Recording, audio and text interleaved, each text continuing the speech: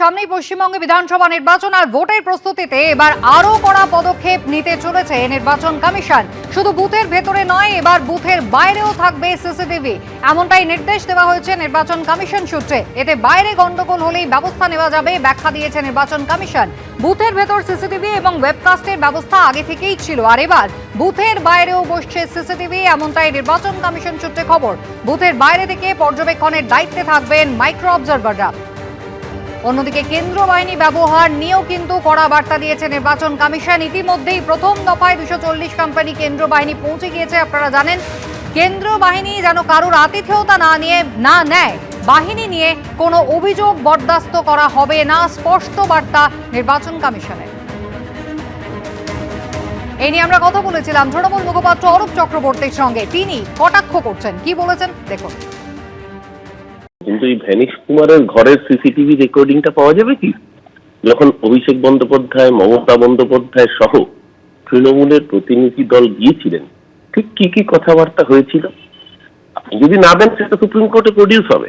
ইতিমধ্যে অভিষেক ব্যানার্জি জানিয়ে রেখেছেন যে কাজ আপনারা করছেন ভোট চুরি করার জন্য, সবার আগে যদি মুরত থাকে সেই সিসিটিভিটা পাবলিশ করুন। যখন মমতা বন্দ্যোপাধ্যায় আর অভিষেক বন্দ্যোপাধ্যায় ভ্যানিশ কুমার ভোট চুরটার করে গিয়েছিল, কি কথাবার্তা হয়েছিল, কি অসভ্যতামি করেছিলেন, গোটা দেশের মানুষ দেখুক। যদি হিম্মত থাকে আগে সেই সিসিটিভিটা পাবলিশ করুন। আর সিসিটিভি দিন গতবার সেন্ট্রাল বাহিনী দিয়েছিলেন 950 কোম্পানি।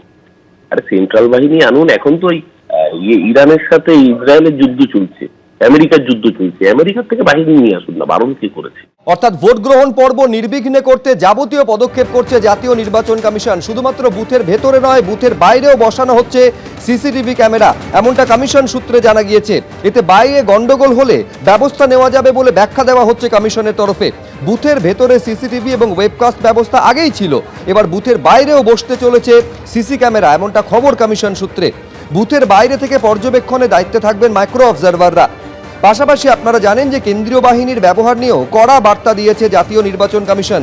কোনোভাবে তাদের কোনো আতিথেয়তা গ্রহণ করা যাবে না, বাহিনী নিয়ে কোনো অভিযোগ বরদাস্ত করা হবে না বলে স্পষ্ট বার্তা কমিশনের।